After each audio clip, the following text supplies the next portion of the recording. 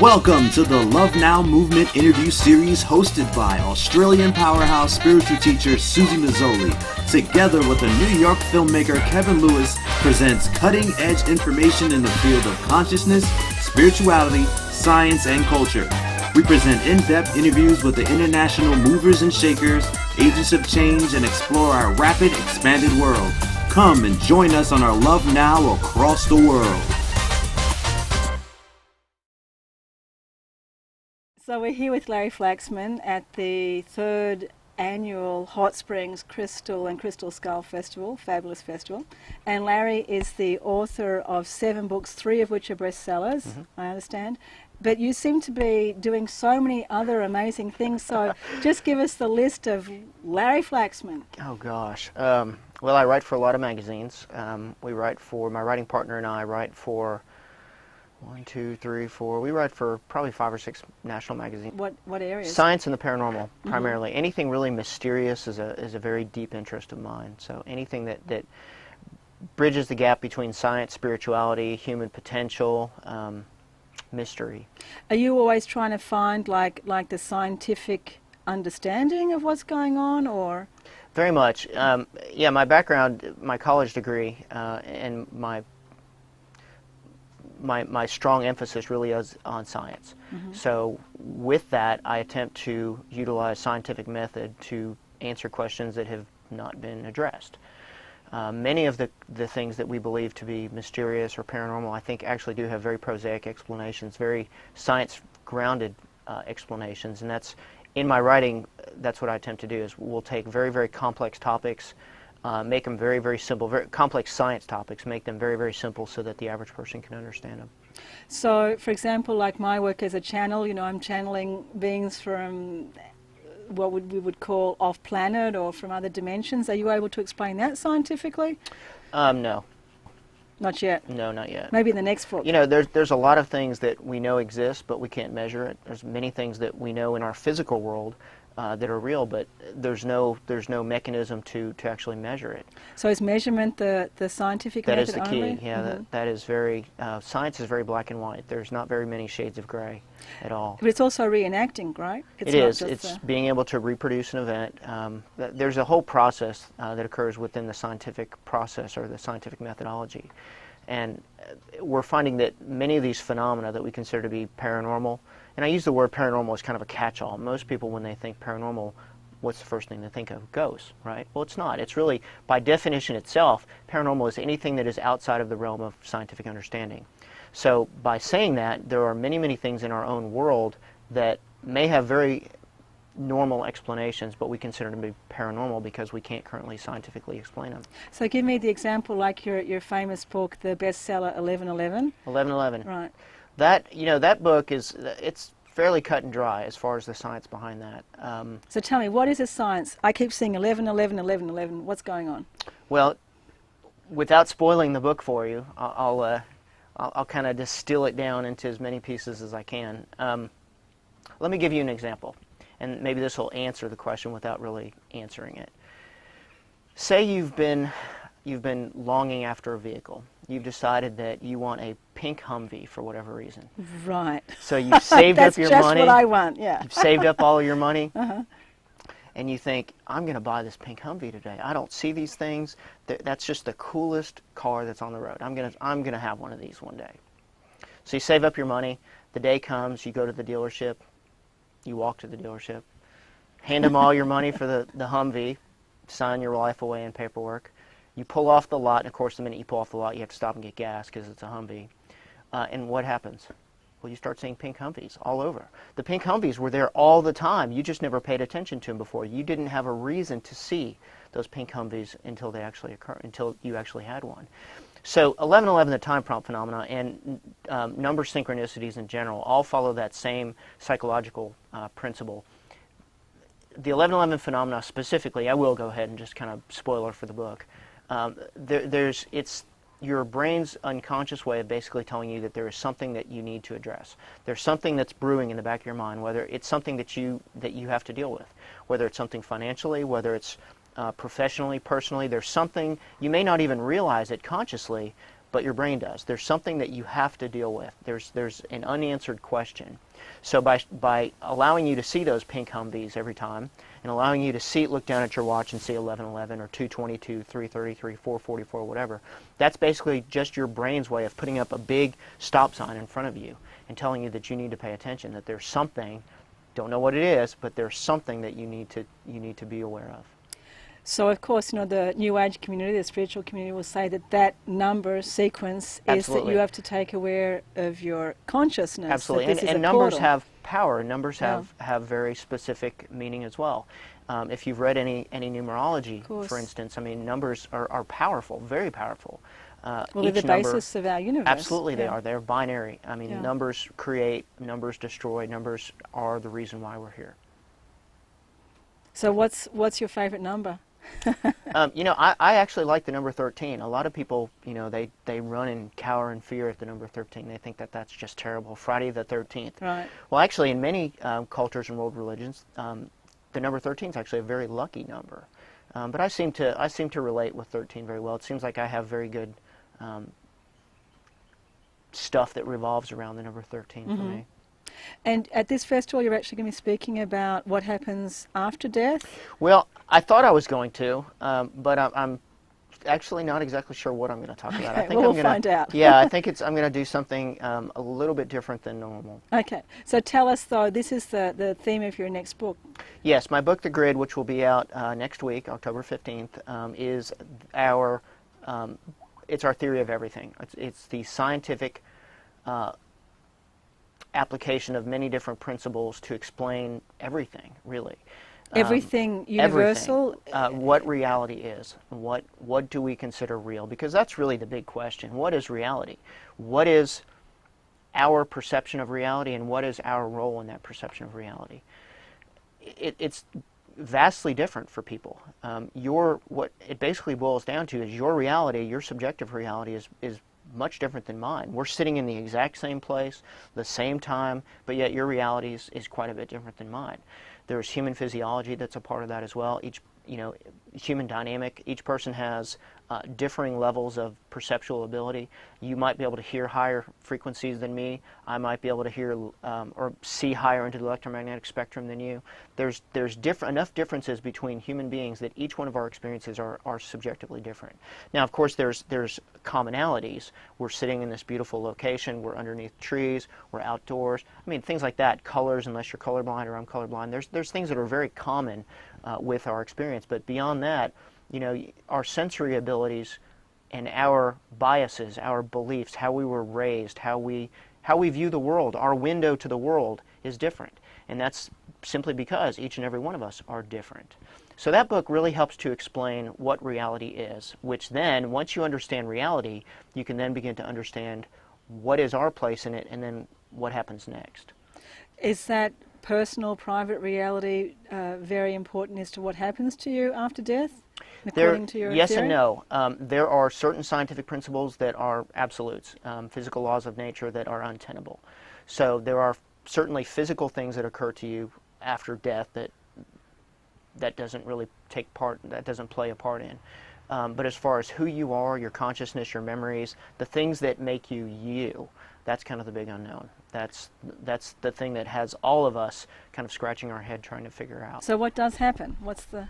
Well, from the very basic scientific explanation or the scientific aspect of what happens is we know that that human beings are comprised of energy. Everything is. Everything in our physical world has matter and energy. Beginningless, endless energy. Absolutely. And we know that for things to operate within our world, they have to follow our physical laws of nature. And we have a couple of different laws of nature that are very specific and applicable to what you're asking. The first, second, and third law of thermodynamics. Basically, the first law of thermodynamics says that matter and energy can't be created nor destroyed. Now, I'm simplifying this greatly. But matter and energy can't be created nor destroyed. It's basically a fixed, finite amount. So all the energy that exists in the universe has existed, will exist, and is existing. It doesn't change. But it can change format. Second law of thermodynamics basically kicks in and says that, okay, we know that matter and energy can't be created, but what happens upon death of a physical organism? Something has to happen with that energy. So we know that according to the second law of thermodynamics, energy has to take a different form. And it generally moves from an area of higher concentration to lower concentration, or lower concentration to higher concentration. There's ways that it works physically. But that doesn't answer, to me, the universal question. So we know upon physical death of the human being, and you know death is a process. It's not an instantaneous thing. When someone tells you that, you know, this person is alive or this person's dead, well, dead is not, it doesn't just happen. There is, the process of death is actually a system of, it's a process of systems shutting down in the body. It's not just, you know, turn off the light switch. And you're talking about the physical death. The physical part of death. So we know that when that happens, that there's a process that your body goes through. You don't just turn the light switch off and then that's it, you're done. There's a process that happens. So as human beings, as I mentioned before, as energy beings, we know that we have energy within us. We can measure it. We can measure the microvoltages produced by our heart, the voltage that's produced by our brain. In fact, we can even measure skin voltage in the form of galvanic skin response. So we know that we have energy within us. We know that we are energetic beings. So therefore, following those laws of nature, our energy, something has to happen to it. It doesn't just disappear. It's not just ashes to ashes, dust to dust. But again, as I had mentioned before, that doesn't, to me, answer really the universal question of, what about you? What about me? What happens to me? I understand that my energy will shift form and it will go someplace else. Yeah? Some people call it a soul. There's different names for it, but you know, the individual experience collection. The individual collective experience. That's exactly what it is. And you know, there's many differing schools of thought on that. Science is actually coming around now to believe that consciousness is separate from the brain. So what actually happens after death? Well, that's a Come good. on, That's come on, give us the goods. That's a good question. You know, what actually happens after death? Well, I can tell you some absolutes from the scientific perspective, and then it gets kind of fuzzy from there. Right. The absolutes are something happens to your energy. We absolutely know that. The energy goes away from the body. It goes someplace. So we all know that, right? We do, yes. There have been enough near-death experiences, out-of-body experience studies that have been done that absolutely, to me, empirically show that your consciousness remains intact after you leave. Oh yeah, I've had several myself. Yeah. So you know, I can't tell you with 100% certainty what happens because I haven't been there. I will one day. We all will. But you know, I believe that your energy and your consciousness are two separate things. I think what powers you, your energy. Like biological energy. Yeah, your biological energy, I think that just recycles back kind of into the system. It goes back into the closed loop system that, you know, where all the souls and all of the energy of everyone is. Right, okay? the system that could be on this earth, could be in human form, or could be on another planet or in another dimension. Yeah, and that's exactly what we don't know. And do you think it's like the consciousness that will actually give the direction or information or trajectory of where that actual energy becomes manifest again, depending on the frequency of the consciousness? You know, I would think that that's possible. You know, again, there have been enough studies done with near-death experiences and also past life recall that to me really signals that there has to be something intact after death as far as your consciousness. A good example is a little boy by the name of James Leininger. James Leininger was a 6-year-old boy. He is a 6-year-old boy. That had very detailed past life recall of being a bomber pilot during World War II. James was on a, supposedly, he had very strong details that he was able to remember of serving aboard a ship called the USS Natoma. He remembered being shot down over Iwo Jima. All of things that a 5-6-year-old kid shouldn't have known. Right. Historical details that he was able to remember that they weren't able, that, you know, a 6-year-old kid wouldn't have access to. They did some research. The family was tired of him waking up every night having nightmares and describing the experiences that he had. They did a little bit of experience and they found out that every detail that he had remembered in his dreams and his recollections were absolutely true. Historically, they were able to determine that everything that he said was absolutely fact. How do you explain stuff like that? Proven reincarnation. Absolutely. Well, there's a great team in France that's working on that in India as well. There's a very, very solid information research that cases with, because also in India I think it's easy to do that type of research because reincarnation is a given with all of their religions there. So for me it seems obvious. It seems that it is a reality. It does to me too. Yeah. But you know, where I get kind of crossways with it is trying to scientifically prove it. or disprove it for that matter. But I think there's far more evidence to the contrary to prove that something is there. But how do you can't really scientifically prove something like that. I mean, there's a lot of empirical evidence, but there's not a way to prove it. But isn't the fact his memory and the facts have been researched and proven? It could be, but there's enough possible counter explanations of that as well. I mean, for every solution, there's always a skeptic, and there's always some alternate ending to that. So it's interesting because the beings that I work with, the master teachers that are multidimensional, they say that reincarnation is it exists, it's a truth, it's a reality, but that it's actually just a linear view. It's like a very A to B view of our process of our world, and that really, in fact, reincarnation does not exist. It only exists when you are in that linear perspective. That it's the multiverse. It's everything existing at once. Right. So that would be even harder for us to prove. But I think the place where we are and the reality that we live within, it would be very difficult for us to go much further because our tools, our diagnostics, our and measuring devices. Absolutely, and that's one of my big issues with the investigation of paranormal phenomena. We have all these fancy, cool gadgets and toys. We've been investigating paranormal phenomena for about 150 years, basically since the birth of the spiritualist movement. People have been trying to determine what happens next using science. Well, the problem is that we're using scientific methods, scientific tools, scientific devices to explain something that may not be measurable. It may not be something that we have the ability to do. For example, I know that our interview is about, for your show, for the movie, about love. Love Now Movement. Okay, the Love Now movement. Well, how do you explain love? There is not a scientific measure of love. We can say what love actually, the feeling and the emotion, but we don't have a meter that we can hook up to someone that determines this person's in love, this person's not. You can't measure it, but it's real. It's the same thing, I believe, with exactly what we're talking about. It's something that you can't measure, but you know that it's real. But we can measure the frequency of a human being, right? Absolutely, we can. Everything has a resonant frequency. Right. Everything vibrates. Do you think, in your experience, that the people that resonate on very high frequencies, that they are more able to share love, to be loved, to be in that frequency of love? I think... You don't think it's like love meter equals frequency meter? I don't think, no. I think that anyone has that ability. I mean, that is an ingrained part of the human essence, is the ability to love and be loved. I don't think that there are certain people that attract love more than others, or that can be loved more than others. I think I think it's pretty equal on that grounds. Now, as far as because resonance vibration, I wrote my second book on that. Very strong interest of mine as well. Everything vibrates. Everything has a resonant frequency, and including that motorbike.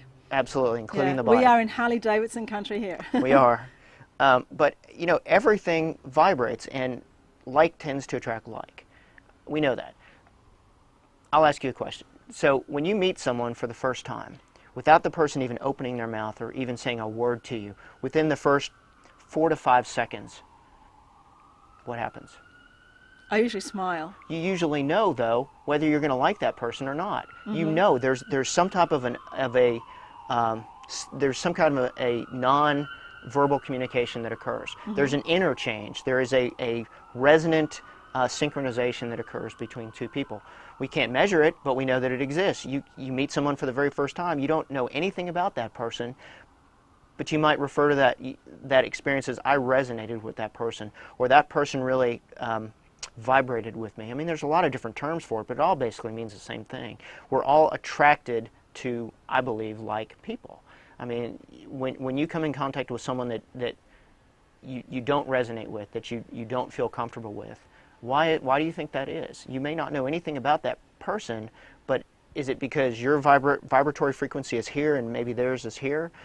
Again, like attracts like, and I think there's a very good possibility that that's how love works as well. We tend to attract love via that magnetic push-pull, simply because of the fact that we have resonant frequency. So what is love?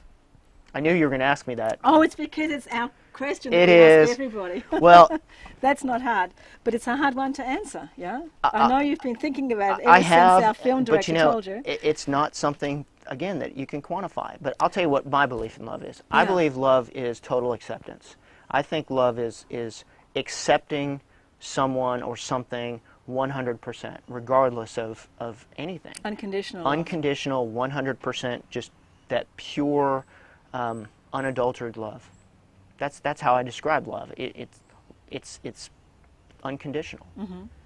What does love make you feel? Gosh, you know, I think there's different ways to answer that based on different circumstances. I mean, I love my dog, like I love my daughter. I mean, there's different ends of the spectrum there. I mean, you know, to me, my daughter means the world to me. I would do anything for her. My dog, I love my dog too. Wouldn't go to the end of the world for my dog, but I mean, I don't know that there's necessarily an easy way to answer that. I think that it's very subjective, and I think it's, you know, whether you're talking about humans, whether you're talking about other types of animals, whether you're talking about objects, right. I think you can have an attraction to any of those things. So it's interesting because a lot of people, when they talk about love, they speak about, you know, this great big heart opening. But what I'm seeing too is when people are really resonating at a high frequency of love, their brain opens up, their mind opens up, their consciousness opens up, and they start to be more open, you know. Sure. They expand into the higher dimensions, and they are able to approach things without fear and without judgment. So for me, love is much bigger than the heart opening. It's also about the consciousness opening. And I've seen, like with my work with, you know, the very important big spiritual teachers like Amma from India and the Dalai Lama and the Karmapa from the Tibetan Buddhist lineage, and my teachers in Peru and Central America, the shamans, they resonate at such a high frequency. They're multidimensional. They go through frequencies. I've seen literally Tibetan monks in Nepal in the monasteries that we've been sitting in meditations, and they become invisible, and they have such a command over what we call 3D reality. So for me, this higher frequency is also about really powerful unconditional love.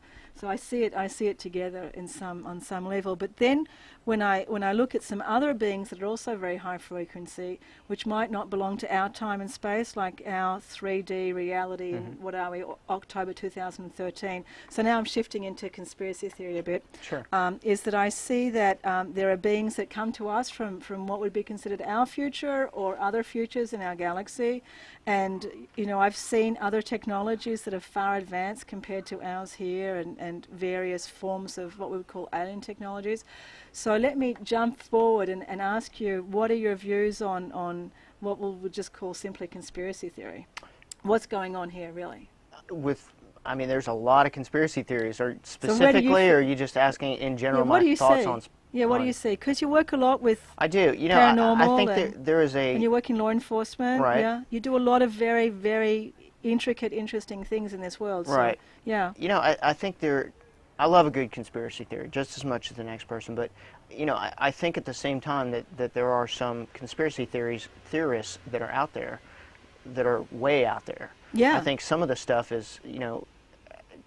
So what's too way out there for you?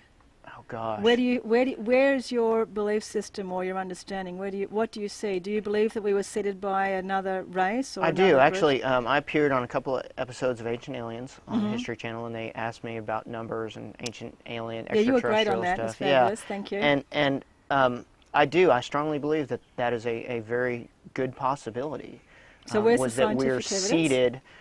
There's not. I mean, the scientific evidence really, I guess I would say, if you look at the technological progression, you know, back in the day when the pyramids were built and many of the other pyramid structures, especially throughout the world, how did they get the abilities to do that? Both the engineering and the architectural ability to do that. I mean, even to this day, in fact, the Grand Pyramid is so intricate, it's so well designed, there's areas where you can't even slip a piece of paper between the blocks. Yeah. How do you explain the ability to do things like that? That's then even beyond that, we think we're more progressive. absolutely we do. And then even beyond that, when you look at other cultures throughout the world, pyramids specifically have been a very significant part of many cultures. There are pyramids scattered throughout the world. Over 600, no? way more than that, over 3,000. 3,000. Wow. There's large pyramids that are in China, South America. They're all over the world. Bosnia has a huge one. Yeah. All over the world.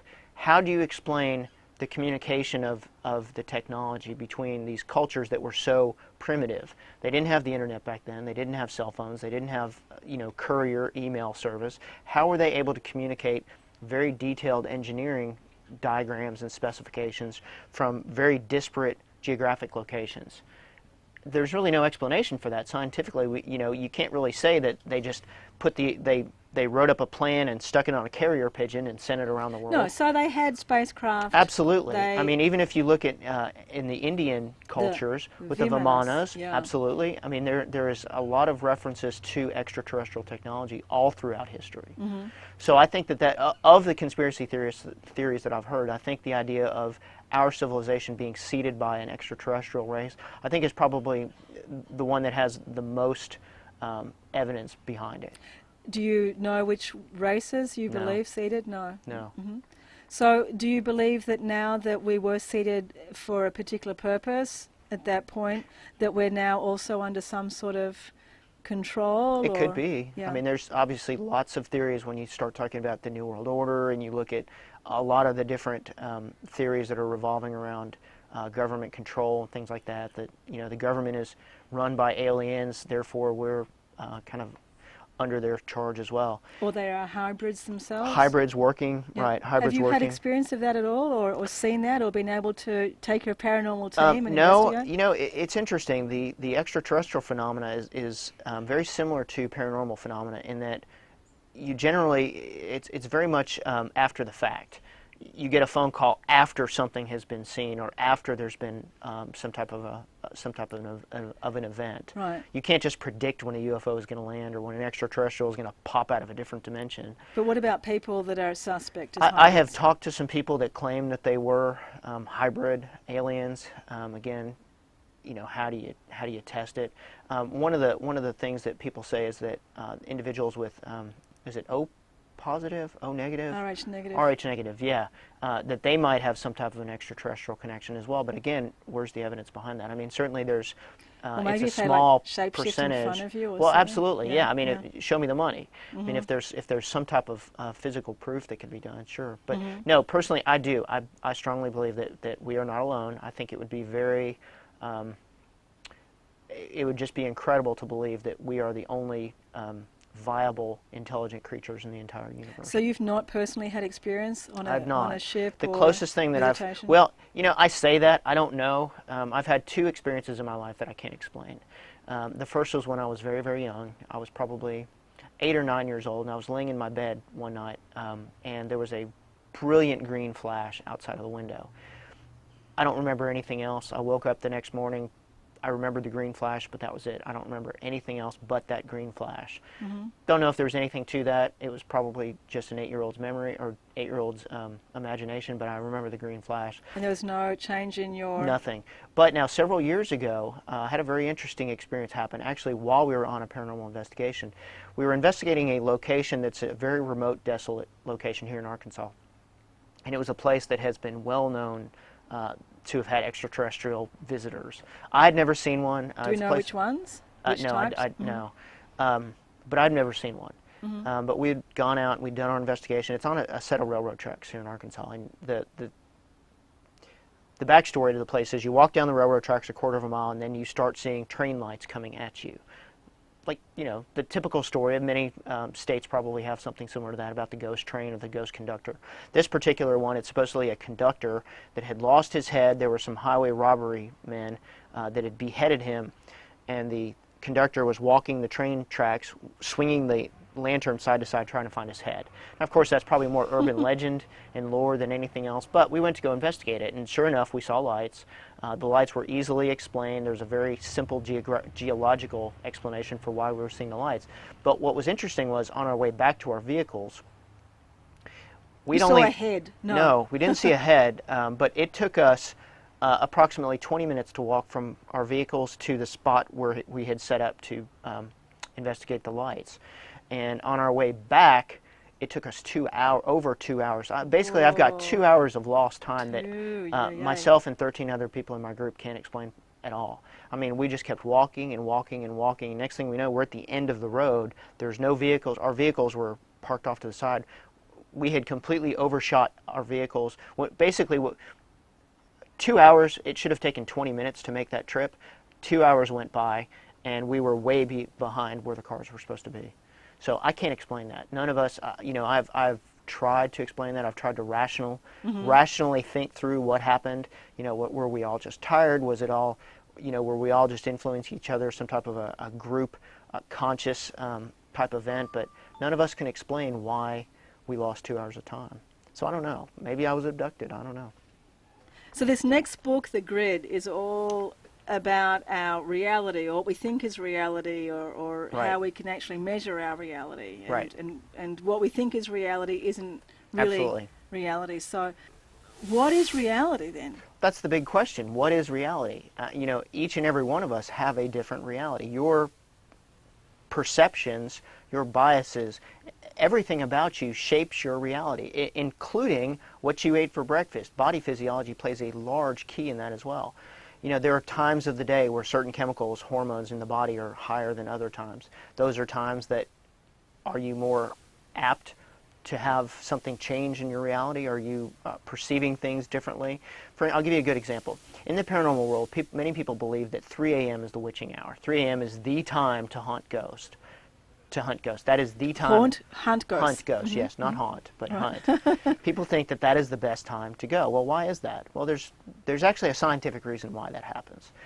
There's a lot of things that happen physiologically to the body between 11 p.m. and 3 a.m. that most people in the paranormal have no clue about. They don't know why it is that 3 a.m. is the witching hour and it's the best hour. Well, what happens is there are levels of chemicals within the body that change. Cortisol levels drop, vitamin A, D, C, and E drop.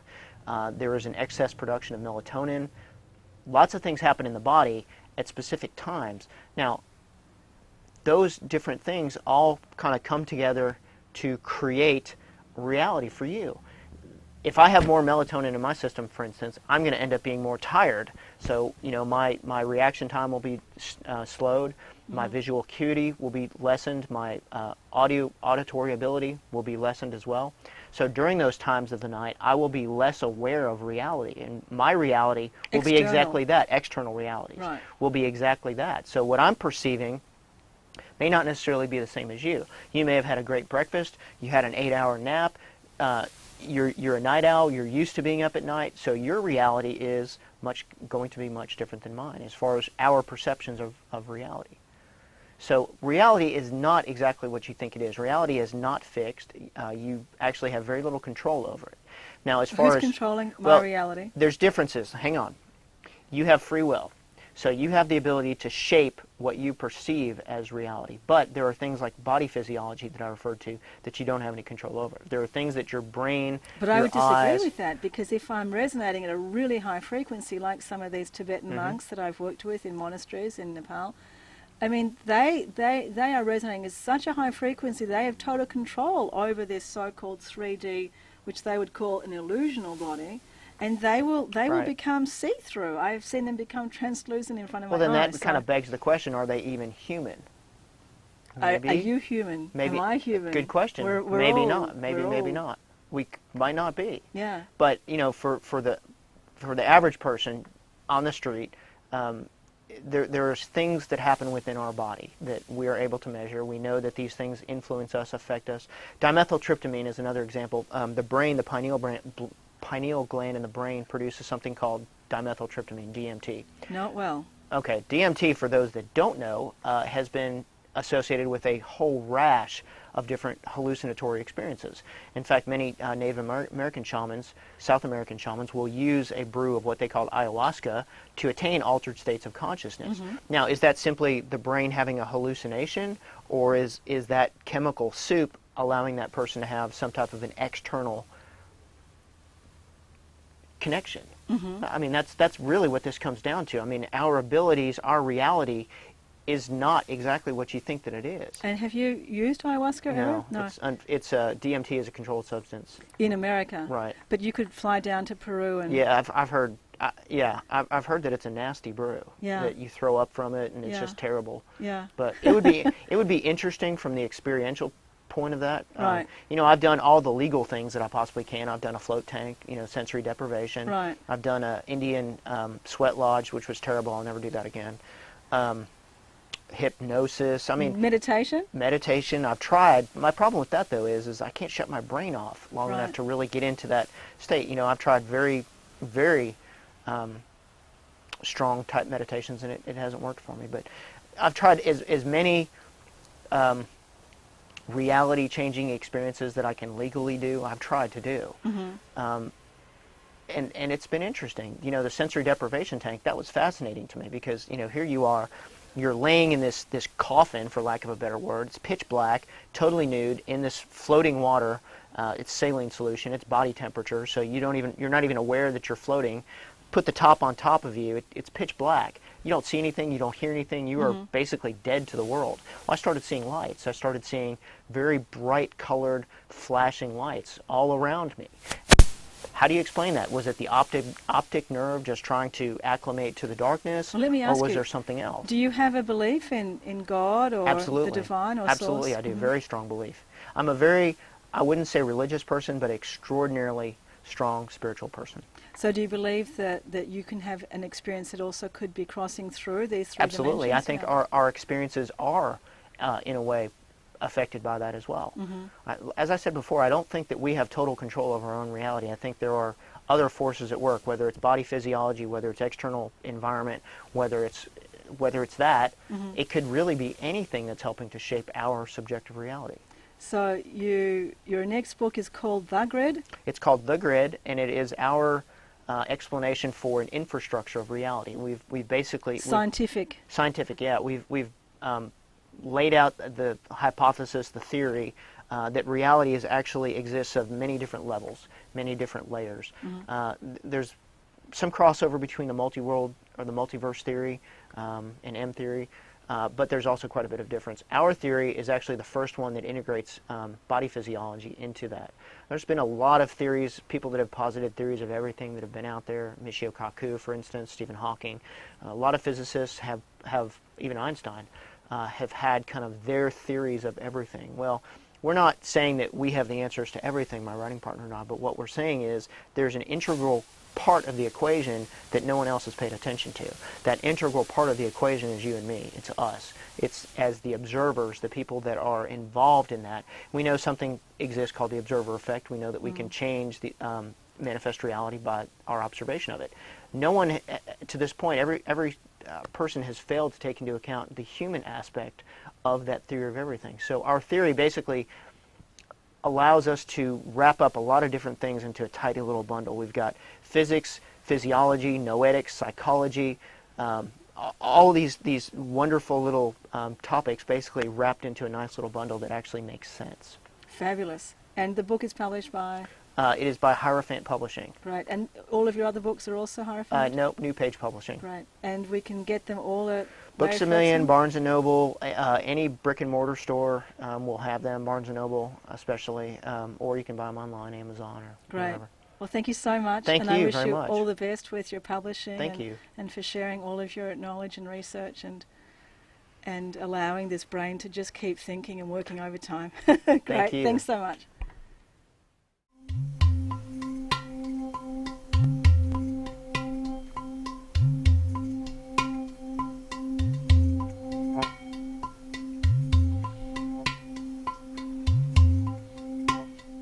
Yeah, when you go to New York, you give me a call. We'll take you to see the Naked Cowboy. Yeah. I thought he just didn't have a shirt. I guess you, for obvious reasons, didn't pan down, but I didn't know he was naked. Well, I am a spiritual teacher, right? Yeah, Got to be a little bit, a little keep bit. it classy. Keep it classy. Keep it clean. I did not. We do have children. We have daughters, right? So really, he was like out in the middle of public with. He stands in the middle of Times Square with just his underpants on. And doesn't playing anyone a guitar. get distressed by that? I don't think so. I don't know. I mean, I don't know.